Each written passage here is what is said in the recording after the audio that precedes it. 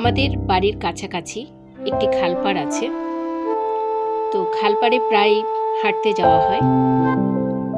খুব সুন্দর একটা জায়গা, চারপাশে ধান ক্ষেত, একদম প্রাকৃতিক পরিবেশ বলা যায়।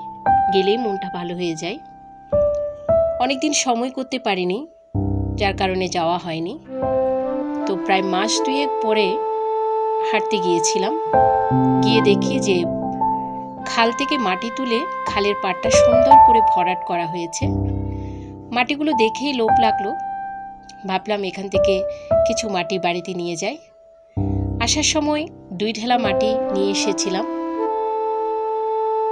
এসে ভাবতেছি যে কি বানানো যায়। আমাদের বাড়িতে একটা পুরনো ধূপদানি ছিল, সেটা ভেঙে গেছে। ভাবলাম একটা ধূপদানি বানাতে পারি কিনা দেখি, নিজের মতো করে। তো কয়েকটা ভিডিও দেখলাম, দেখে একটা পছন্দ করলাম। ভাবলাম যে এটা এ ধরনের করে বানানো যায় কিনা দেখি। প্রথমবার চেষ্টা করলাম, জানি না কতটুকু পারা যায়। তো চেষ্টা করেছি নিজের মনের মতো করে করার জন্য।